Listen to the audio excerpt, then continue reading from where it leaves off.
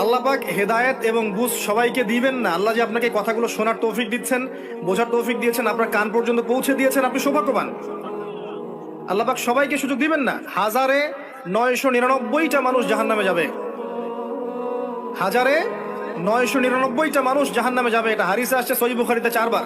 আর আল্লাহ পাক সূরা আরাফের 179 নম্বর আয়াতে ওটাও বলেছেন, ওয়ালাকাদ যারা'না লিজাহান্নামা কাসীরাম মিনাল জিন্নি ওয়াল ইনস। প্রচুর জিন আর মানুষকে দিয়ে আমি জাহান্নাম পূর্ণ করে দিব। লাহুম কুলুবুন লা ইয়াফকাহুনা বিহা, হৃদয় ছিল উপলব্ধি করতো না। ওয়া লাহুম আযানুন লা ইয়াসমাউনা বিহা, কান ছিল শুনতো না। ওয়া লাহুম আ'য়ুনুন লা ইবসিরুনা বিহা, চোখ ছিল দেখতো না। উলাইকা কাল আনআম, এরা ছিল গবাদি পশুর মতো। বাল হুম আদাল, বরং তার চেয়ে নিকৃষ্ট। উলাইকা হুমুল গাফিলুন। একই ক্যালকুলেশন, 1999 জন মানুষ জাহান্নামে যাচ্ছে।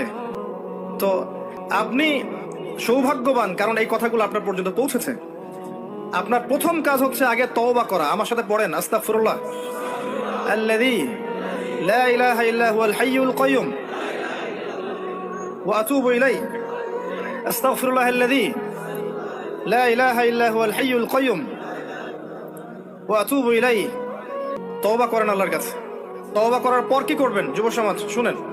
তওবা করার পর আজকেই গার্লফ্রেন্ডকে বলে দিবেন, আজকে সম্পর্ক শেষ, আর আমি নেই, শেষ।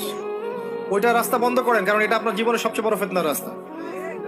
আবার সে যদি বলে যে সত্যি বলছো তুমি, আর কথা হবে না, তারপর কালকে সকালে আবার ফোন দিয়ে বলে আরেকটা বার শুধু কথা বলতে চাই, একটা বার দেখা করতে চাই, এটাই শেষ, আর দেখা করতে চাবো না, এই ফাঁদে আবার পা দিয়েন না, তাহলে সারা জীবন আর শেষ হবে না কখনো।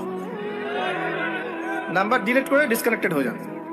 আর যদি দেখেন যে না, আসলে তার মধ্যে দিনের কিছুটা বুঝ আছে, আপনার একটা রিজিকের সোর্স আছে, হালাল রিজিক খাচ্ছেন, মাশাআল্লাহ, চাকরি করছেন বা ব্যবসা করছেন, কিছু একটা করতে পারছেন, তার বাবার কাছে গিয়ে তার হাত চান বীর পুরুষের মতো, গিয়ে বলেন যে আমি আপনার মেয়েকে বিয়ে করতে চাই।